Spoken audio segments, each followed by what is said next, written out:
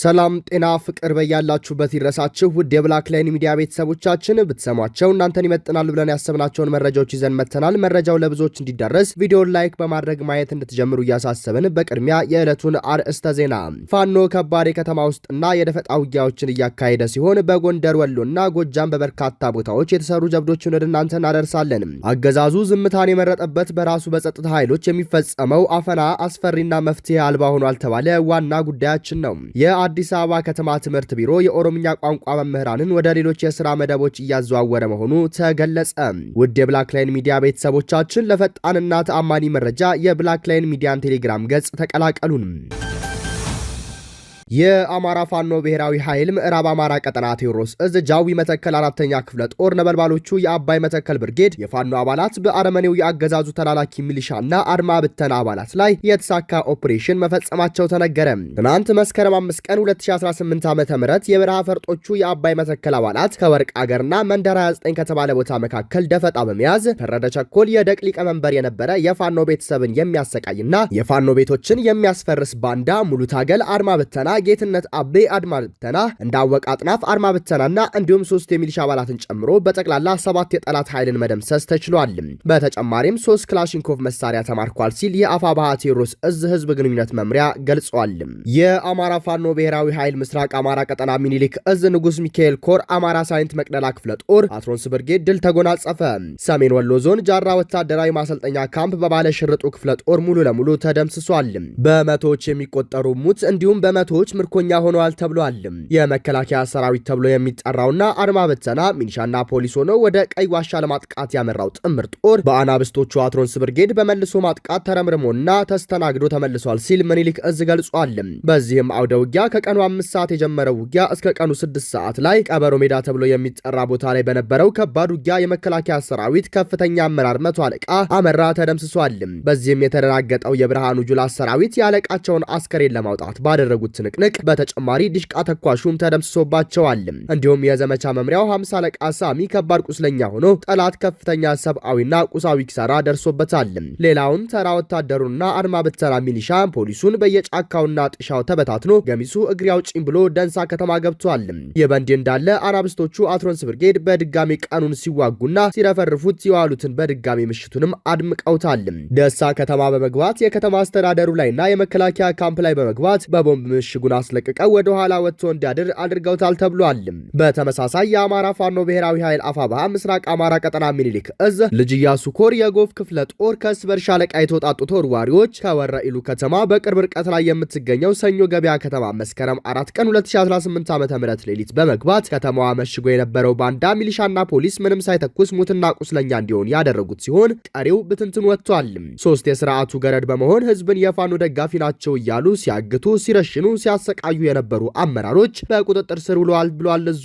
ሌላውም ከዚህ በመማር በህዝባችን ላይ ጥፋትና ወንጀል ፈጽሞ ማምለጥ እንደማይችልና አብይ አህመድና ቡድኑ ሳይገባውም ገብቶትም ከእሱ ጎን የቆመ አካል ቢሞትም ቢቆስልም ደስታው ሲሆን ፋኖ የቆሰለ የተሰዋ ያክል እኩል መሆኑን በአደባባይ እያረጋገጠላቸው እንደሆነ ብዙ ማሳያዎች አሉ። ምክንያቱም ሆዳሞች ሆናችሁ ወገናችሁን ለመውጋት እነሱም ቢዘምቱም እናንተም አማራ ስለሆናችሁ መቼም አያምናችሁምና በፍጥነት አስተውሉና ለወንድሞቻቸው እጅ በመስጠት መታገሉ ቀርቶባቸው ህይወታችሁን እንድታተርፉ አስቸኳይ ጥሪ እናቀርባለን ሲል ምኒልክ እዝ መረጃውን አጋርቶናል። የአገዛዙ ብልጽግና ኃይል ከበዓል መልስ ወደ ዳባትና ደባርቅ ከተሞች ሲጓዝ በጎንደር የበጋሻው ክፍለ ጦር ተመቶ ተመለሰ። የአማራ ፋኖ ብሔራዊ ኃይል አፋባሃ ሰሜን አማራ ቀጠና በላይ ዘለቀ እዝ ዳግማዊ ቴዎድሮስ 5ኛ ኮር ጎንደር የበጋሻው ክፍለ ጦር ትናንት መስከረም 5 ቀን 2018 ዓ.ም ከአዘዞ ካምፕ ለበዓልና ለስምሪት በሚል ሰንብተው ዛሬ ወደ ዳባትና ደባርቅ ከተሞች ሲጓዝ ወርቅ ደቦ ላይ በጀግኖች መብረቃዊ ምት ተመቷል ተብሏል።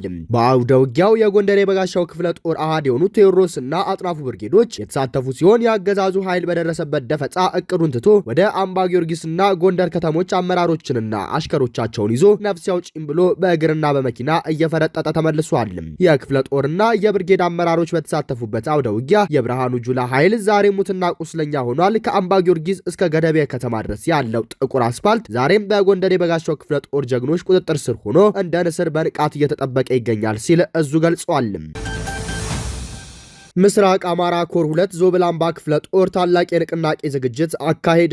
የአማራ ፋኖ ብሔራዊ ኃይል ምስራቅ አማራ ቀጠና ሚኒሊክ እዝ ምስራቅ አማራ ኮር 2 ዞብላምባ ክፍለ ጦር ደማቅ የተሃድሶ ዝግጅት በማካሄድ በህልውና ትግሉ የተሰዉ ሰማዕታትን በማሰብ የቆሰሉ ታጋዮችን በማበረታታት ትግሉን እየመሩ ያሉ የሻለቃ የክፍለ ጦርና የኮር አመራሮችን በመሸለምና በማበረታታት ለአዲስ ድል እንዲዘጋጁ ተልእኮና አደራ በመስጠት አክብሯል። የታላቅ ዝግጅት በክፍለ ጦሩ አዛዥ አርበኛ ሀብተ ማርያም መኮንን የእንኳን ደህና መጣችሁ ንግግርና በኮር 2 ዋና ሰብሳቢ አርበኛ ረዳ ውበቱ የመክፈቻ ንግግር የተጀመረ ሲሆን ዞብላምባ ክፍለ ጦር ከሰሜኑ ጦርነት እስካሁኑ የአማራ ህዝብ የህልውና ትግል ያሳለፉት ደማቅ የትግል ጉዞ በክፍለ ጦሩ የፖለቲካ አመራር አርበኛ ሻምበል አሌ ቀርበዋል። በመጨረሻም በዚህ ከፍተኛ የተሃድሶ ዝግጅት የተገኙ በርካታ የክፍለ ጦር የኮርና የድርጅት አመራሮች እንኳን አደረሳችሁ መልእክት አስተላልፈው በኮሎኔል ሞገስ ዘገየና በኮር 2 ወታደራዊ ዋና አዛዥ አርበኛ አለሙ ገብሩ የቀጣይ የትግል አቅጣጫ ተሰጥቶ በአርበኛ ኪሮስ ደረቤ በሚመራው አምባሰል ባንድ በደማቅ ሁኔታ ተዘግቷል ሲል የአፋብኃ ምስራቅ አማራ ቀጠና ሚኒሊክ እዝ መረጃውን አጋርቶናል። ህዝባዊ የውይይት መድረኮች በተለያየ ቀጠና ተጠናክረው መቀጠላቸው ተነገረ። የአማራ ፋኖ ብሔራዊ ኃይል ምዕራብ አማራ ቀጠና ቴዎድሮስ እዝ ቀኝ ጌታ የፍታዬ ንጉሴ 6ኛ ክፍለ ጦር፣ አዲስ ዓለማየሁ 7ኛ ክፍለ ጦርና በላይ ዘለቀ 8ኛ ክፍለ ጦር በሚያስተዳድሯቸው ቀጠናዎች ማህበረሰባዊ ውይይቶችን እያካሄድን እንገኛለን ሲል የቴዎድሮስ እዝ ህዝብ ግንኙነት ገልጿል። የማሽካል በላይ ዘለቀ ብርጌድ፣ ንጉሥ ተክለ ሃይማኖት ብርጌድ፣ ተርላጓሉ ብርጌድ እና አባ ኮስትር ብርጌድ ከሚያስተዳድሯቸው ቀጠናዎች ማህበረሰብ ጋር ሰፊ ውይይት አካሂደዋል። በውይይቱ የአማራ ፋኖ የትግል ደረጃን፣ አሁናዊ ቁመናንና የወደፊት የትግል አቅጣጫዎችን አስመልክቶ ጥልቅ ውይይት የተደረገ ሲሆን በትግሉ መሰረታዊ ነጥቦች ዙሪያም ለማህበረሰቡ የስርጸት ስራ ተሰርቷል። 8ኛ በላይ ዘለቀ ክፍለ ጦር አባ ኮስትር ብርጌድ እነማይ ወረዳ አዲስ ዓለም ቀበሌና ደብረገነት ጎተራ ቀበሌ መስከረም 5 ቀን 2018 ዓ.ም ህዝባዊ ውይይት አካሂደዋል። አባ ኮስትር ብርጌድ የሰለጠነ ጠንካራ ወታደራዊ ኃይል በመገንባት የህዝብ አስተዳደር ስራዎችን በመስራት ትግሉን እያጧጧፈ ይገኛል። አባ ኮስትር ብርጌድ በእነማይ ወረዳ ደብረገነት ጎተራ ቀበሌ ጊዜያዊ አስተዳደር የቀበሌ የፍትህ አካላት በመሰብሰብ ውይይት አካሂዷል።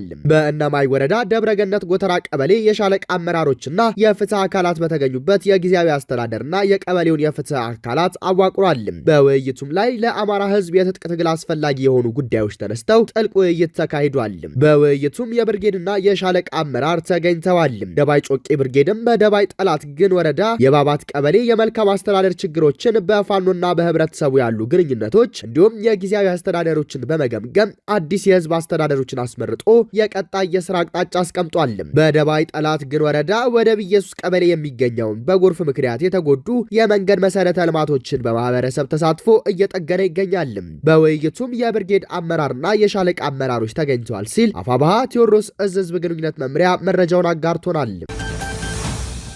የአዲስ አበባ ከተማ ትምህርት ቢሮ የኦሮምኛ ቋንቋ መምህራንን ወደ ሌሎች የስራ መደቦች እያዘዋወረ መሆኑ ተገለጸ። የአዲስ አበባ ከተማ መስተዳደር ትምህርት ቢሮ ከዚህ ቀደም በኦሮምኛ ቋንቋ መምህርነት የስራ መደብ የቀጠራቸውን መምህራን ወደ ሌሎች የስራ መደቦች እያዘዋወረ መሆኑን ከምንጮች የደረሰው መረጃ ያሳያል። እንደ የመረጃ ምንጮች የኦሮምኛ ቋንቋ መምህራን ወደ ሌሎች የስራ መደቦች እየተዘዋወሩ የሚገኙት መምህራኖቹ ቀድሞውንም ሲቀጠሩ በቁጥር መብዛታቸው ዋነኛ ምክንያት መሆኑ ተገልጿል። የአዲስ አበባ ከተማ መስተዳደር ትምህርት ቢሮ የኦሮምኛ ትምህርት ክፍል መምሪያ ማቋቋሙን ተከትሎ በአንድ ትምህርት ቤት እስከ 6 የሚደርሱ የኦሮምኛ ቋንቋ መምህራን እንዲቀጠሩ ተደርጎ የነበረ ሲሆን ሁኔታው የመምህራኑ ቁጥር ከፍ እንዲል ምክንያት መሆኑ ተነግሯል። ይህንን ተከትሎ በአዲስ አበባ ከተማ በሚገኙ ትምህርት ቤቶች በኦሮምኛ ቋንቋ መምህርነት ተመድበው የነበሩ መምህራን አሁን ላይ ወደ ሌሎች የስራ መደቦች እየተዘዋወሩ መሆኑ ተነግሯል። የኦሮምኛ ቋንቋ መምህራኖቹ የአዲስ አበባ ከተማን የጸጥታ መዋቅርና የደህንነት ስራን ጨምሮ በሌሎች የተለያዩ የመንግስት ስራዎች እንዲመደቡ እየተደረገ እንደሚገኝ ተገልጿል። ከዚህ በተጨማሪም የአዲስ አበባ ከተማ መስተዳደር የሰራተኞች ቅነሳ ባደረገባቸው የመንግስት መስሪያ ቤቶች እነዚሁ የኦሮምኛ ቋንቋ መምህራን እንዲመደቡ ያደርጋል መባሉን የመረጃ ምንጮች አክለው ገልጸዋል። አገዛዙ ዝምታን የመረጠበት በጸጥታ ኃይሎች የሚፈጸመው አፈና መፍትሄ አልባ ሆኗል ተባለ። በኢትዮጵያ የተለያዩ ክፍሎች ውስጥ በታጣቂዎች የሚፈጸሙ እገታዎች የዕለት ከዕለት ክስተት ወደ መሆን እየደረሱ ነው። ዋና ከተማዋ አዲስ አበባ አንጻራዊ ደህንነት ያለባት ብትሆንም ከስጋት ግን ነጻ አይደለችም። አዲስ አበባ ውስጥ ተቃዋሚ ፖለቲከኞች፣ የመብት ተከራካሪዎች፣ ጋዜጠኞችና ተራ ዜጎች በማይታወቁ ኃይሎች ተይዘው ለቀናት ወይም ለሳምንታት ተሰውረው የሚቆዩበት ሁኔታ አነጋጋሪ ሆኗል። ሰዎች የጸጥታ ኃይል ነን በሚሉ ታጣቂዎች ነገር ነገር ግን የህግ ስርዓትን ባልተከተለ ሁኔታ ከቤታቸው ከስራ ቦታቸውና ከመንገድ ላይ ታፍነው መወሰዳቸው ፍርሃትና ግራ መጋባትን ፈጥሯል። የፖሊስና የመከላከያ የደንብ ልብስ ወይም ሲቪል በለበሱ ሰዎች የሚፈጸመው አስገድዶ የመሰወር ክስተት የተደጋገመ ከመሆኑ በተጨማሪ የሚመለከታቸው የጸጥታ አካላትም የማያውቁት መሆኑ የበለጠ አሳሳቢ ሆኗል። ቢሆንም ግን የሚታፈኑት ሰዎች በስራቸውና በእንቅስቃሴያቸው የሚታወቁ መሆናቸው ድርጊቱን በመንግስት አካላት እንደተፈጸመ ይታመናል። ታጋቹም ከቀናት ወይም ከሳምንታት በኋላ ሲለቀቁ መሰወራቸውን ከመንግስት አካላት ጋር የተያያዘ መሆኑን ይናገራሉ። ይህ እየተደጋገመ ያለና በፖለቲካው በሲቪል ማህበረሰብና በጋዜጠኝነት ሙያ ላይ ያሉ ሰዎች ላይ ያነጣጠረው አፈና የሚፈጸመው ምን ለማሳካት ነው? ወደ የትስ ሊያመራ ይችላል? ዓላማው ምንድን ነው? በጸጥታ ኃይሎች ታፍነው የሚሰወሩት በአብዛኛው ጋዜጠኞች፣ ተቃዋሚ ፓርቲዎችና በማህበራዊ ሚዲያዎች ላይ ትችትና አስተያየት የሚሰነዝሩ ዜጎች ናቸው። ይህ ደግሞ የትኛውን ወገን ሊያስቆጣና ለእርምጃ ሊያነሳሳው እንደሚችል መገመት አስቸጋሪ አያደርገውም። በህገ መንግስታዊና የዓለም አቀፍ ጉዳዮች የፖለቲካ ምሁር የሆኑት ዶክተር አደም ካሴ በዋነኝነት በጸጥታ ኃይሎች በተደጋጋሚ እየተከሰተ ያለው ሰዎችን እገታ የሚመስል ሁኔታ አፍኖ መያዝ መንግስታዊ ህገወጥነት እየተስፋፋ የመምጣቱ ማሳያ ነው ይላሉ። ዋነኛ ዓላማው በጋዜጠኞች፣ በተቃዋሚዎች፣ በሲቪል ማህበረሰብ አባላት በአጠቃላይ ደግሞ በህዝቡ ዘንድ ፍራቻ ከመፍጠርም ያለፈ መሆኑን አደም ይናገራሉ። ምናልባትም በዋናነት መንግስት ውስጥ ባሉ ሰዎች ላይ ፍራቻን የመፍጠር ዓላማ ሊኖረው ይችላል። የራሱ ሰዎች ስልጣናቸው ምንም ይሁን ምን የመንግስት ሚስጥር ቢያወጡ ወይም ከመንግስት ፍላጎት ቢያፈነግጡ እንዲህ አይነት ዕጣ እንደሚገጥማቸው ለማስፈራራት ያለመ ሊሆን ይችላል። የሰብአዊ መብት ጉዳይ አማካሪ የሆኑት ያሬድ ኃይለማርያም እንደሚሉት ሰዎችን በማፈን የመሰወሩ እርምጃ ለመንግስት ስጋት የሆኑ ሰዎችንና ቤተሰባቸውን በማስደንገጥ ጫና መፍጠር ሲሆን የሚቀጥሉ ከሆነ የከፋ ነገር እንደሚገጥማቸው መልእክት ለማስተላለፍ ነው። ይህ እገታና የመሰወር ድርጊት የሚፈጠረው ስጋት በሰለባዎቹ ላይ ብቻ ሳይሆን ወደ ሌሎች ሊጋባ የሚችል ነው። ስለዚህም መልእክቱ ከታፈኑት ባሻገርም በተመሳሳይ መስክ ላይ ለሚገኙ ሌሎች ዜጎች ጭምር ከመሆኑ በተጨማሪ በህዝቡ ውስጥም ፍርሃትና ስጋትን የሚፈጥር ነው ይላሉ። ከመደበኛ የህግ ስርዓት ውጭ ታግተው የተለቀቁ ሰዎች ስለገጠማቸው ሁኔታ በዝርዝር ለመናገር አለመፍቀዳቸው የደረሰባቸውን እንግልት ውጤት ሊሆን ይችላል። ለዚህ ዘገባ ታፍነው ጠፍተው ከቆዩ ሰዎች መካከል ቢቢሲ የተወሰኑትን ለማነጋገር ቢሞክርም ከገጠማቸው እንግልትና ጫና የተነሳ ለጊዜው ፈቃደኛ ሳይሆኑ ቀርተዋል ወይም ስለዚህ ጉዳይ ከማንም ጋር ማውራት እንደማይፈልጉ ገልጸዋል። በመደበኛው አሰራር በህግ አስከባሪዎች የሚፈለጉ ዜጎች በግልጽና በሚታወቅ ሁኔታ ተይዘው ህጋዊ ሂደትን በሚጠብቅ መንገድ ተጠያቂ የሚደረጉ ቢሆንም ይህ የአፈና ድርጊት ግን ከህግ በተቃራኒ የመብት ጥሰት የሚፈጸምበት ነው። እንዲህ ያለውን የማፈንና የመሰወር አካሄድ ተግባራዊ የሚሆነው በመደበኛው የህግ ስርዓት ቢሄዱ ዜጎችን የማያስጠይቅና መንግስትንም የማያስኬድ መሆኑን በሚያውቁ አምባገነኖች የሚፈጸም ነው ይላሉ ያሬድ ኃይለማርያም። አክለውም ወደ አፈና ሲገባ የህግ የበላይነት አያሳስብም። ወንጀልን መቆጣጠር ያለበት አካል ወንጀልን ራሱ ሲፈጽም፣ ህግ ሲጥስ ለስርዓት አልበኝነት በር ይከፈታል። ጥቂት የማይባሉ በህዝብ የሚታወቁ ዜጎች ከቤታቸው ወይም ከስራ ቦታቸው ማንነታቸውን በማያውቋቸው የጸጥታ ኃይሎች ተይዘው መሰወራቸው መነጋገሪያ ከመሆን አልፎ ስጋትና መፈራራትን ፈጥራል። ዶክተር አደም ካሴ ይህን ድርጊት የሚፈጥረው ፍራቻ ህገወጥነትን ያስፋፋል፣ ስርዓትን ያፈርሳል፣ ለወንጀል መበራከት በር ይከፍታል፣ በህግ ላይ ያለ መተማመንን የሚያጠፋ ይሆናል ይላሉ። ይህ ክስተት በመንግስት መዋቅር ውስጥ ስርዓት አልበኝነት እንዳለ የሚያሳይ ምልክት ነው የሚሉት ደግሞ ስማቸው እንዲጠቀስ ያልፈቀዱና መቀመጫቸውን አዲስ አበባ ያደረጉ የህግ ባለሙያ ናቸው። ምንም እንኳን መንግስት ተቃዋሚዎቹንና ተቺዎቹን ለማስፈራራት ዜጎችን የመሰወር እርምጃ ቢመርጥም ሁኔታው ስር እየሰደደ ለራሱም ቢሆን አደገኛ ፈተናን ማስከተሉ እንደማይቀር የህግ ሙያተኛው ይናገራሉ። ይህ ስርዓት አልበኝነት ለራሱ ለመንግስት ሳይቀር በጣም አደገኛ አካሄድ ነው። በአጠቃላይ በሀገሪቱ ላይ ደግሞ በማህበረሰብ ውስጥ ስርዓት አልበኝነት እንዲሰፍን የሚያደርግ ክስተት ነው ሲሉ ስጋታቸውን ገልጸዋል። አደም ካሴ በበኩላቸው እንዲህ አይነቱ አፈናና መሰወር በተበራከተ ቁጥር ህገወጥነትና የዘፈቀደ አካሄድን በማስፋፋት አደገኛ ሁኔታን የሚፈጥር ድርጊት ነው ብለዋል። ቢቢሲ ያነጋገራቸው የህግና የሰብአዊ መብት ባለሙያዎች ይህ እየተደጋገመ የመጣው ከህግ ውጭ ሰዎችን የመሰወር ድርጊት ህግና ስርዓትን በማፍረስ ስርዓት አልበኝነትን ሊያስከትል እንደሚችል በአጽንኦት አስጠንቅቀዋል። በጸጥታ ኃይሎች ታፍነው ወዳልታወቁ ስፍራዎች የተወሰዱ ሰዎችና ይህንን የተመለከቱ የአይን እማኞች እንደሚሉት ከአለባበስና ከንግግራቸው የመንግስት ኃይሎች መሆናቸውን ይናገራሉ። ነገር ግን የሚፈልጉትን ሰው ለመያዝ የሚከተሉት መንገድ በአገሪቱ ህግ ከሚፈቅደው ውጪ ከመሆኑ በተጨማሪ የያዟቸውን ሰዎች የሚወስዱበት ቦታም በመደበኝነት የሚታወቁ እስር ቤቶች ወይም የማቆያ ስፍራዎች አይደሉም። ይህ ደግሞ በሚይዙት ሰዎችና ቤተሰቦች ላይ ከባድ ስነ ልቦናዊ ጫናን የሚያስከትል ነው። የታፈኑት ሰዎች የትና በማን እጅ መሆናቸውን የማያውቁ ቤተሰቦች ለመደበኛዎቹ የጸጥታ ተቋማት ለሚያቀርቡት ጥያቄ የሚሰጣቸው ምላሽ የምናውቀው ነገር የለም የሚል መሆኑ ደግሞ ተስፋ መቁረጥ ያነግሳል። ያሬድ ኃይለማርያም ከአንድ የጸጥታ ኃላፊ ጋር ይህንን ጉዳይ በተመለከተ በነበራቸው ንግግር በመደበኛው የፖሊስና የጸጥታ ኃይል ታገቱ ስለተባሉት ሰዎች ከመስማት ባሻገር የሚያውቁት ነገር እንደሌለ እንደነገሯቸው ገልጸዋል።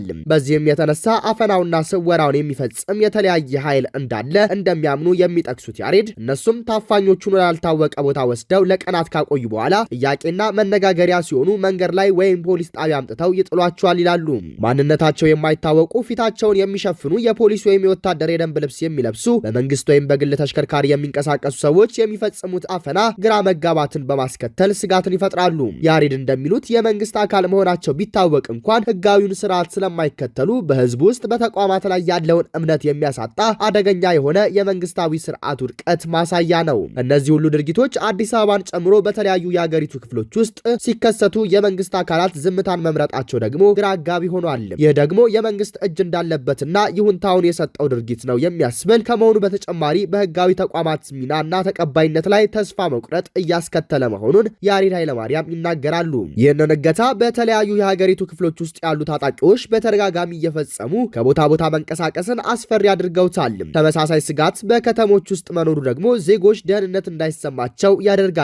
በአሁኑ ወቅት ህዝቡ ታጣቂዎችን ይፈራል፣ በተጨማሪም ይጠብቀኛል የሚለውን መንግስትንም ይፈራል የሚሉት አቶ ያሬድ ህገወጥ ቡድኖች ሲያፍኑ መፍትሄው መንግስት ነው ይባል ነበር።